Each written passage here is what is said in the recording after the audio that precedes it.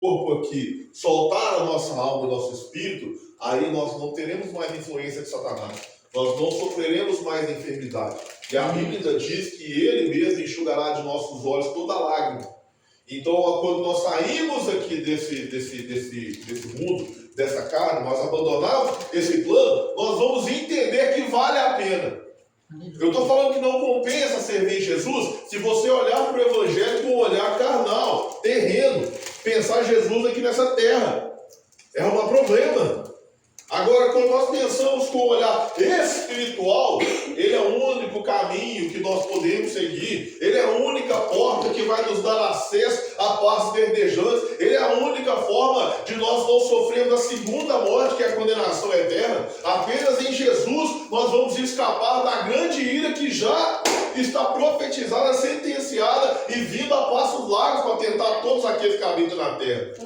Ele é a única forma de nós escaparmos. Amém? Irmãos, o tempo já foi, eu preciso entrar aqui na palavra. Eu quero convidar você a pegar a sua Bíblia e abrir comigo no livro de 1 Samuel, capítulo 9, e o versículo de número 15 a seguir. 9, 15? Isso, não, 16, deixa eu ver.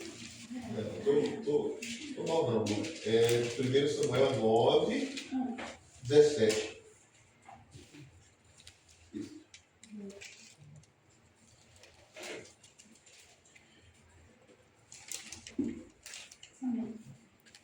Glória a Deus.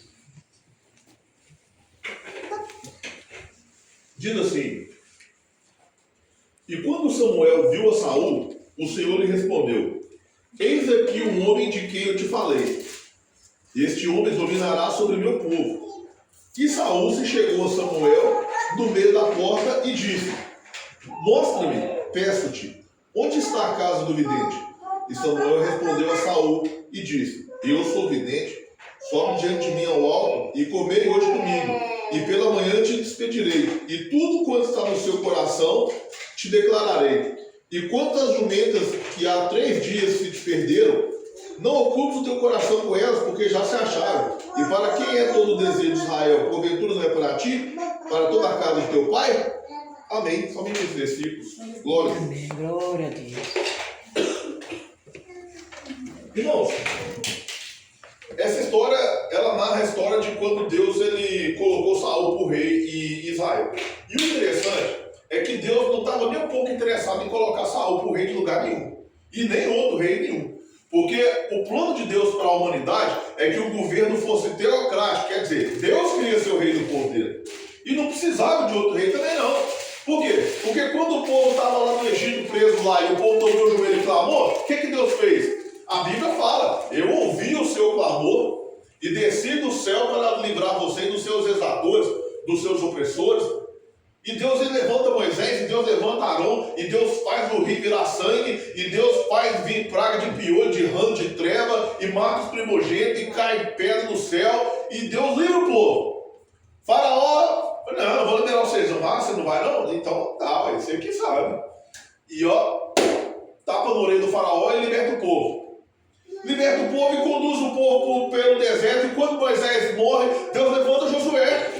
E continua conduzindo o povo até a terra prometida, até que o povo toma posse da terra prometida, e Deus querendo ser rei no meio do povo, e Deus querendo prosperar o povo, e Deus querendo ali estar entronizado no meio do seu povo. Mas o povo falou o quê? Não, todas as nações ao nosso redor têm rei, por que nós não podemos ter? Nós queremos rei também, velho. Nós queremos votar para levantar alguém dentre nós. Então Samuel ora a Deus, e Deus fala assim: tá, eu vou levantar, já que vocês querem. Eu não quero não, mas vocês querem? Então vai. E Deus agora separa a Saul. Alguns dias antes, como o texto diz, 3 dias antes, ele saiu para procurar jumentas que se haviam perdido de seu pai. E ele estava procurando aquela jumenta ali, na cabeça dele, ele estava obedecendo seu pai, mandou ele fazer um serviço, a jumenta tinha subido, ele saiu, meu pai mandou, tô indo. Só que no meio do caminho, o pão que eles tinham levado, a provisão, o mantimento, acabou. E ele olha para o seu servo assim e fala assim: rapaz, minha comida acabou, bora voltar para casa, caçar a jumenta nada, vamos embora para casa. Aí ele falou assim: a gente está perto da casa do profeta. É melhor a gente ir lá. Não, mas eu não tenho nada para levar para o profeta, não. Como é que eu vou chegar lá de mão banana? Não, eu tenho aqui meio ciclo ou um quarto de ciclo de prata. A mixaria. Nós chega, oferece aqui para ir lá. Então vão. E quando ele chega na casa do profeta Samuel, Deus já havia falado com o profeta. Aleluia. E acontece aqui o texto que nós acabamos de ler. Quando Saul chega até a casa de Samuel, um jovem, sem conhecer nada sobre Deus, sem saber nada que lhe esperava ali após esse encontro, o profeta já fala assim: rapaz, eu estou esperando você. Deus já me falou tudo sobre a sua vida. E você não precisa ficar preocupado com o seu jumento do seu pai, não. Você já encontraram ela, já estou levando ela de volta. Agora você vai sentar, você vai comer comigo, nós vamos subir ao alto. Quer dizer, nós vamos subir à presença de Deus, nós vamos prestar um culto a Deus, nós vamos oferecer sacrifício a Deus, nós vamos entrar na presença dele e amanhã você vai embora. E não preocupa não que eu vou falar para você tudo que está passando no seu coração. Eu quero abrir um parênteses aqui sobre essa mensagem, esse texto que está registrado aqui na Bíblia Sagrada, para trazer você aqui a pensar um pouquinho comigo, para levar você a entender algumas coisas. Todo mundo aqui já é crente há muito tempo, né? Tem ninguém aqui que converteu esses dias. Então, possivelmente, cada um de vocês já ouviu a palavra assim: Deus tem um chamado na sua vida, Deus tem uma obra na sua vida. Só que nem sempre a gente entende essa obra, e a gente fica assim: que obra é essa, gente? O que é isso que Deus tem na minha vida? E eu, por exemplo, quando eu converti, rapidinho, Deus usou uma irmã Solange. Irmã Solange. Irmã Vanguela com um cabelão desse tamanho assim, simples, até o tutano. Mas ao que ela dobrava o joelho no canto lá, que ela já levantava e relampeando e vinha pro lado da gente, e o Espírito Santo tomava ela, e ela falou comigo assim: Deus usando ela, como esse livro que eu vou te usar nessa terra. E eu não entendi o que era isso, irmão. Eu tinha acabado de chegar na igreja, eu não vim de família cristã, não, eu vim foi dos enfim. Eu segui espiritismo, segui o mundo lá fora, não entendi nada de Bíblia, de Deus, de igreja, nada. Mas Deus usou ela. E come esse livro que eu vou te usar na terra, pregando a palavra. Eu sei entender, amém, amém. Deus quer me usar, eu estou aí, né? Então, comecei a caminhar, e comecei a pregar com 8 meses que eu tinha convertido. Eu comecei a pregar a palavra. Aí, sem saber pregar direito, calma, cadê o homem de Deus aqui, gente? Ó. Pronto. E eu comecei a meditar naquela palavra ali, irmão. E comecei a ler a palavra, comecei a guardar a palavra no meu coração. E aí eu comecei a ter minhas oportunidades. Sabe pregar? Não sabia pregar. Até hoje eu estou aprendendo. Mas um novo convertido prega, 5 minutos não passa de jeito nenhum. E ele olha pro relógio e o povo olha pra cara dele, a gente tem que falar, e aquela luta. Mas o que eu estou querendo dizer aqui é que existe muita coisa que Deus quer fazer nesse mundo através da sua vida que você ainda não sabe. Talvez você esteja procurando jumenta. Talvez você esteja preocupado com o aluguel. Talvez você esteja preocupado com o filho, com o marido, com a esposa, com o trabalho, com a fazenda dessa terra. Mas da mesma forma que Jesus, quando chega ali até na casa de Lázaro ali, uma está sentada nos pés dele ouvindo: fala Jesus, fala. E a outra chega: ô Jesus, eu estou cheio de serviço aqui, você vai falar para me ajudar não? Ele fala assim: ó, passa hora não, filho. Sua irmã escolheu a melhor parte. Você é suficiente para cuidar do serviço aí. Da mesma forma que tem gente preocupada assim, ó, eu vou aposentar e depois que eu aposentar, eu vou servir Jesus. Mas Jesus falou assim, ó: quando você sair da cidade para evangelizar, não possuais ouro nem prata, aquilo que vocês precisam vai ser provisionado no meio do caminho. O que Jesus está querendo dizer aqui? Não espera o bom tempo para fazer a obra, não espera aposentar para fazer a obra. Daqui a pouco o cliente chega aqui e fala assim: eu vou jogar no Minascar para eu ganhar, eu vou pregar, corre. Enquanto isso, tem alma gemendo. Enquanto isso, Satanás está sambando na cara de todo mundo aí. Enquanto isso, a prostituição está se multiplicando. Enquanto isso, a cultura está apodrecendo ao nosso redor. As pessoas não querem Jesus. As pessoas querem o Salvador. Eu estou indo para o inferno, eu preciso que Jesus me salva. Mas as pessoas não estão querendo o Senhor. Porque o Senhor tem que obedecer. Salvador é só clamar: socorro, meu Deus, me salva aqui. Agora o Senhor, Ele fala, nós obedecemos. Ele fala, nós abaixamos a cabeça: mas eu não quero. Mas eu vou, porque o Senhor mandou. Nós estamos preocupados com a jumenta. Nós estamos preocupados com muitas coisas. Mas Deus já está usando o profeta.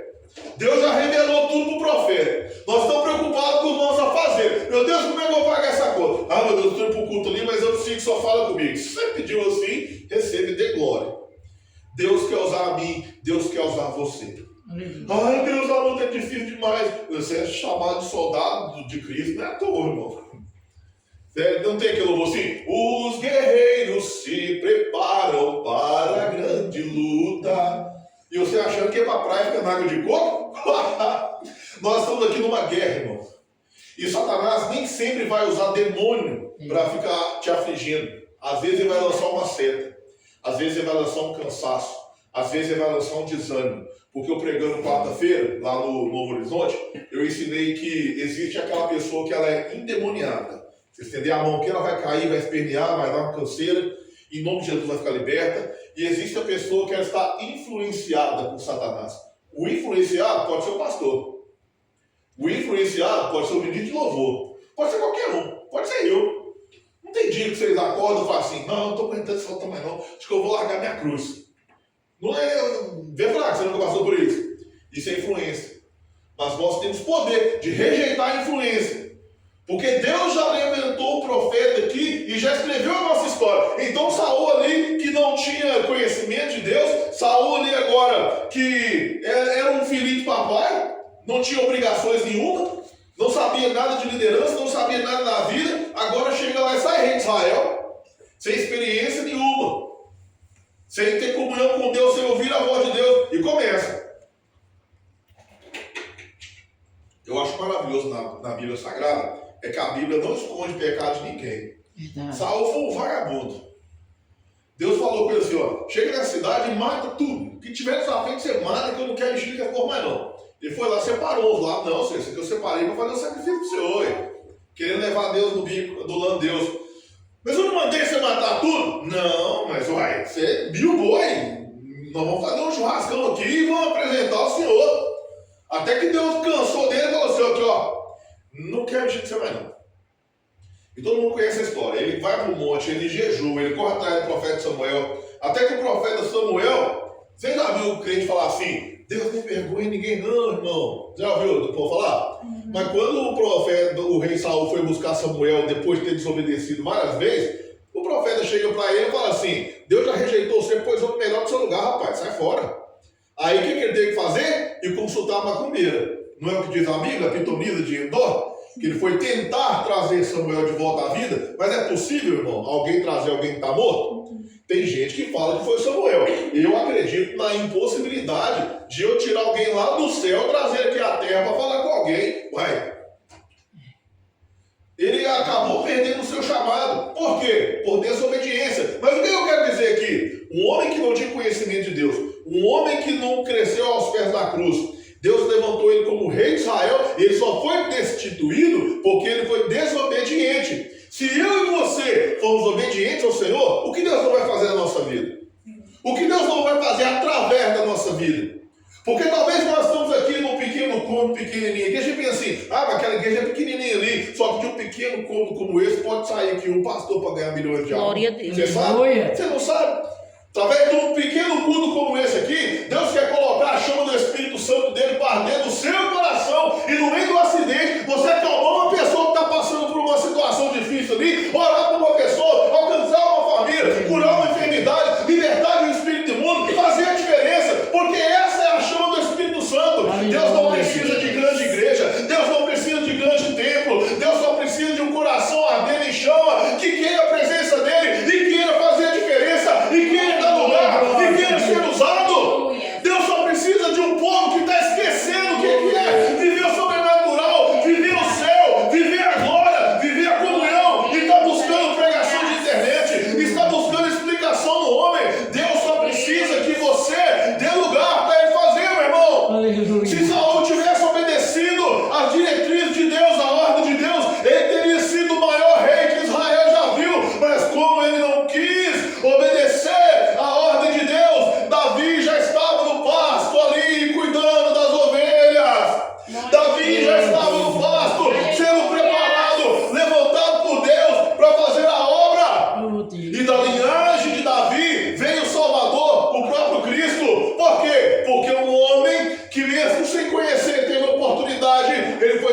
obediente, que nós venhamos ser obedientes à palavra do Senhor, que nós venhamos ser obedientes àquilo que Deus tem nos chamado. Aleluia. Deus quer nos incendiar, meu irmão, porque a igreja, ela está perdendo fogo, a unção, a comunhão. Eu preguei também quarta-feira a multiplicação do azeite ali na viúva. A viúva pegou um monte de vaso e saiu derramando azeite. Derrama azeite todo, derrama azeite todo, derrama azeite todo, derrama azeite todo. Então, quando acabaram-se os vasos, a Bíblia diz que o azeite parou. O que acabou foi o quê? Vaso. Então não tem fogo na igreja porque não tem o quê? Azeite tem. Aleluia. Unção tem, presença tem, fogo tem. Deus, Hebreus 13:8 diz que era o mesmo ontem, hoje, eternamente. Quem muda é os crentes, irmão. É o crente que fala assim: eu estou precisando de uma bênção, Deus. Usa o pastor para falar comigo. Por que eu não vou falar com você? Porque a Bíblia fala que o caminho é daqui para cima, Deus não precisa de mediador. Atos 4, versículo 12 diz assim: ó, não há outro nome dado entre os homens pelo qual nós devemos ser salvos. Não há outro mediador. Mediador é Jesus, irmão, não é o pastor, não é a irmã Cília. Que a irmã Cília, Deus usa ela nos mistérios. Ué, e Deus não vai falar com você não. Se não buscar, não vai falar. Se não ler Bíblia, não, Deus não vai falar. Se não pagar um preço em oração, não. É por isso que o povo está seco, uma terra árida, sem ouvir a voz do Espírito Santo, porque tem que haver desejo no nosso coração. E ó, a igreja, ela é chamada com um propósito. A igreja, ela é chamada para levar Cristo a todas as pessoas. Ó, olha o que diz aqui em Colossenses capítulo 1, versículo 13. Diz: o qual nos tirou da potestade das trevas, poder das trevas, e nos transportou para o reino do Filho do seu amor, em que temos a redenção pelo seu sangue, a saber, a remissão dos pecados. O Senhor já nos tirou do poder das trevas, irmão. Se Satanás chegar aqui agora, pode esbravejar, pode falar que vai matar, você pode olhar dentro do olho dele e falar com ele assim: você não é gostar muito de mim não, maldito. Você não tem permissão para tocar em mim. Eu te desafio agora, você é bom? Então vem cá, vamos ver se você vai matar. Eu estou brincando não. Eu cheguei na casa do jovem ali outro dia, minha esposa sabe. Ele estava com o nariz cheio de cocaína, tinha trancado a mãe dentro de casa e a mãe olhando pela janela da cozinha, desesperada assim, tipo, socorro aqui, ué. Aí eu cheguei lá e gritei pelo nome: abre essa porta aqui. E ele abriu a porta assim, pequeno desse tamanho assim, a pupila dilatada, cheio de cocaína na cabeça, e o primo dele tonto lá na sala. Aí nós começamos a orar, o capeta pega o primo dele e eu vou matar ele. Eu falei: você vai? Então vai lá e mata. Agora, eu quero que você vá lá até agora. Vai lá, PV. Você vai ver, você não vai matar. Tá aí vivo até hoje. O diabo não tem poder de ficar aterrorizando a gente não, irmão. É verdade. Quem está por cima aqui é a igreja. Por quê? Porque nós estamos do lado daquele que já venceu. Não é assim que diz Romanos 16:20? Em breve o Deus de paz esmagará debaixo de vossos pés a Satanás. A sentença já foi dada. O povo vitorioso é o povo da cruz. O povo que vai vencer é quem está com Jesus. Quem tem a unção, quem tem o Espírito, irmão, sou eu e você. Não é isso que a Bíblia diz em Lucas 11:19, se não me falha a memória, que diz que Deus nos deu poder para pisar escorpiões e serpentes. Mas nós temos que entender aqui, ó, como Saul teve a oportunidade, como profeta, chega até Saul e falou para ele assim: ó, as coisas dessa vida Deus já cuidou, as jumentas já foram encontradas. Agora, cuida das coisas de Deus. Aleluia. A sua vida. Se você ficar desempregado, Deus vai prover o emprego. Se você passar por uma luta dentro da sua família, tá cheio de gente passando por isso e nem por isso ninguém morre. Fique pastoreado. Ela chegou pro jovem e falou: seu jovem, ó, a cova está aberta para você, tá? Satanás já abriu a cova, mas Jesus está aqui te dando oportunidade. Volta pelo agora. Você quer reconciliar com Jesus? 15 anos de idade. Eu não sei. Na mesma semana, 3 tiros no peito, viraram gasolina em cima e tacaram fogo na frente da mãe dele. E a mãe dele puxando ele pro pé, pegando fogo, já estava morto. Aí quando chegou no velório, a mãe dele era ovelha minha, né? Ovelha do Senhor Jesus, mas que eu pastoreava ela. Chega lá no velório lá, todo queimado em cima do caixão lá, e a mãe abraçando: levanta, meu filho, vamos embora pra casa. Vou jantar, meu filho, um desespero. Levanta aí, meu filho. Aí aquela olha pra mim: o pastor chegou, vai orar pra você e nós vamos embora. Deus não me usou para ir lá falar com ele que a cova estava aberta. Aí depois eu vou orar para Deus ressuscitar. Tem coisa, irmão, que a gente sabe que vai dar errado e a gente acha que não, que é prosa de crente. Aí agora ele teve a oportunidade de reconciliar com Jesus, ele teve a oportunidade de ir lá para a igreja, acabou, irmão. Mas hoje nós temos a oportunidade de pegar de novo aquele chamado que talvez estava meio esquecido no nosso coração. Aquela chama, aquele desejo de falar de Jesus para todo mundo, de ficar pregando até no espelho. Hoje nós temos a oportunidade de reavivar dentro do nosso coração a chama que um dia foi colocada através do Espírito Santo, irmão. Você é a igreja, você é vaso, você é chamado, você é escolhido. Deus quer que nós divulguemos o Evangelho, meu irmão. Deus quer que nós preguemos a sua palavra. E nós vamos ficar falando o quê? Deus vai me aposentar. Você sabe que você vai aposentar? E se você aposentar daqui, amanhã, você vai lá no INSS pegar os papéis para receber? Ou Deus vai ter que esperar muito ainda? Não, porque Ele é Senhor, né? Ele vai ficar esperando você lá, hora que amanhã eu vou ver seu prêmio. Quem sabe, mês que vem. Hoje é o tempo de nós nos entregarmos a Deus. Porque quando nós chegarmos à glória, nós vamos entender que vai ter valido a pena. Vai ter valido a pena ser chamado de aborrecido, de chato. Vai ter valido a pena ter falado de Jesus, irmão.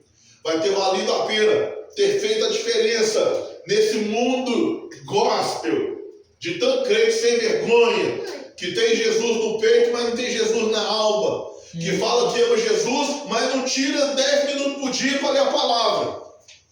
Fala que, eu amo o Senhor Jesus, eu quero ser cheio do Espírito Santo, mas não sabe nada sobre Jesus. Você fazer pelas perguntas da Bíblia, ele não sabe responder. Porque não ama nada, ama da boca para fora. Que nós venhamos amar verdadeiramente o Senhor. Amém. Como Paulo, que num belo dia estava matando crente, estava assassinando os outros, correndo atrás para prender. No outro dia, que teve um encontro com Jesus, virou o maior pregador, o maior missionário do Novo Testamento. Como que os apóstolos que foram açoitados ali na escada do templo, mas assim, nós fomos encontrados dignos de sofrer pelo amor de Jesus. Glória a Deus. Eles recebiam açoite, mas quando estendia a mão, o corpo saía pulando, correndo para todo lado. Jesus estava na vida dele. Ele sofreu perseguição? Sofreu, mas era cheio de Espírito Santo. Eles foram judiar? Foram, mas era cheio de Espírito Santo.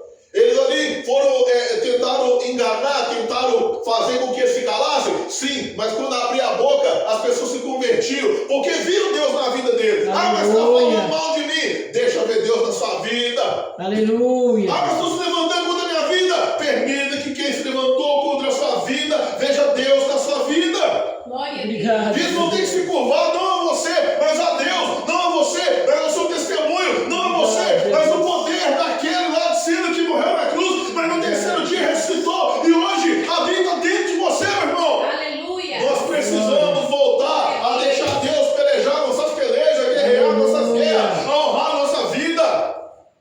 Nós precisamos largar a jumenta e deixar o rei reinar através da minha vida, Glória na a minha Deus. casa, no meu meio social e aonde eu estiver. Amém. Amém? Glória a Deus. Eu quero ficar por aqui. Agradeço a oportunidade em nome de Jesus.